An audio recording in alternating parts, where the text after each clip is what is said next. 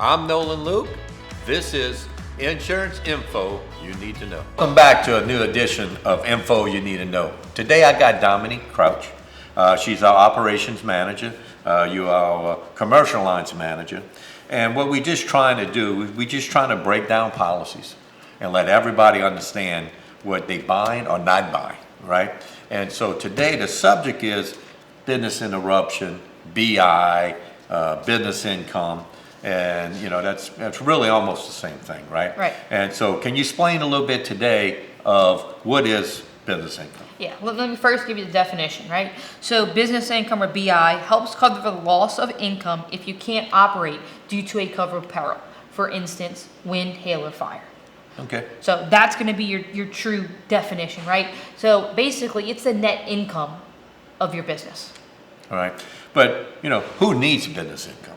So anybody that has a physical location, whether they have equipment or they're operating, anybody can use it, even a building owner, right? Because they're still getting income from those tenants.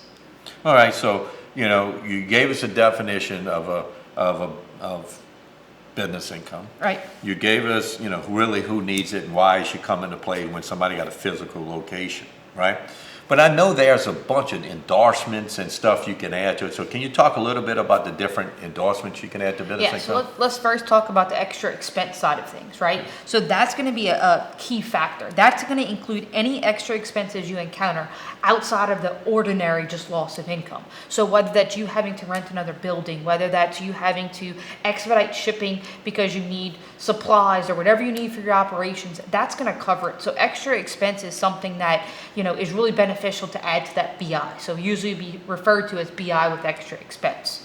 And let me give you a quick example, right? So let's say you have a hair salon and there's fire, right? So there's a fire. She can no longer operate out of that building. So she really needs to rent a new place. She's going to have to buy a new salon chair. She's going to need new shampoo, conditioner, all those extra things. And so BI with extra expense is going to pay for all that, right? Even if there's an increase of cost to insurance or anything like that, that's going to pick it up. So, but what I do know a little bit about it is when you say BI, you just don't put, I want BI coverage, right? So you got to set a BI limit based on how you work. So how would you set a BI limit? So one of the things you're going to look at is you're going to look at the monthly limit of indemnity.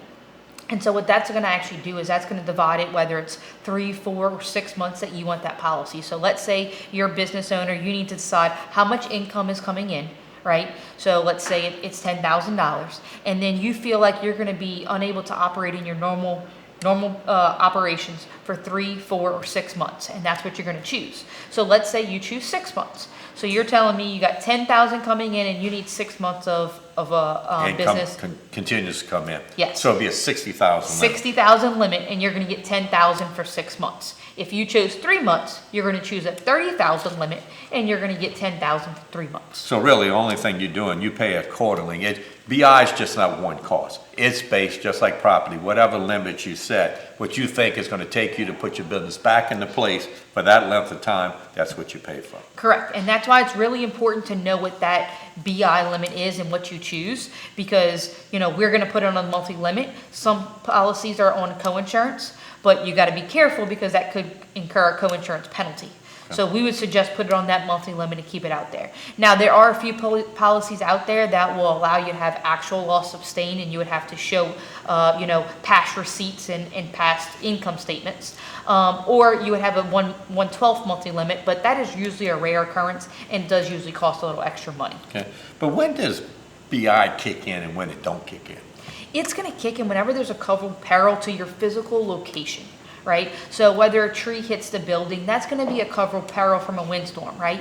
But if the power goes out throughout the parish because, everybody lost power and there's power lines down, that is not going to kick in your business income. So where the trigger is when you have a physical loss to your location. Based right? off your policy, a covered peril. Good. Yes, Well, I know like property, you might have a 2% deductible, or you might have a 5% deductible, whatever you choose. There's always a deductible in place. Does it have a deductible in BI? So it's technically a waiting period. It's separate from your regular property deductible. And that waiting period is normally 72 hours. So that's really going to be of how long, that deductible period is from when the storms hits to when business income actually kicks in on your policy. you know, it's a very, over the past is a very, very important part, right? Everybody thinks they got workman's comp, general liability, and they're good. But, you know, what they realize that BI is game changing of them staying in business, right? Yes. Because if they got the coverage to put them back in business and everything's good, but they kept the BI part of it, you still got employees you may have to pay. You're going to have some additional expense. If you don't have the right coverages, it can actually hurt, right? You may have a mortgage you're needing to make payment for, and without that business income payment coming in, you may not be able to pay that mortgage. I mean, how would, and you know, somebody listening to it today, how would they know if they have that on their policy? What they should go look for? So business income is technically a property coverage. So you're going to look at your property deck page. It's going to have a separate listing, usually BI, whether it's with or without extra expense, is going to be listed separate, and you're going to have a limit on there. It's also going to tell you whether it's on co-insurance or that monthly limit. So it should be listed on your policy. Yes. So that's the first thing. Go look to see if it's listed. Number two, if it's not listed, we recommend call your agent to see if, you know, it's somewhere where you with you not knowing a policy. Could be an endorsement in page 80 of 192, right? I understand about that, right?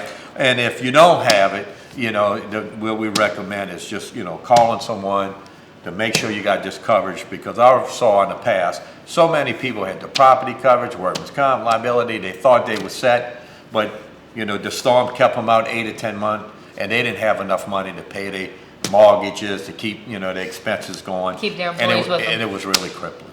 Yes. So, again, thank you for your time. I really appreciate it. We're going to shoot a lot more podcasts on different subjects, but I think this is very important, and you did a great job. I thank you. Appreciate Thank you. you.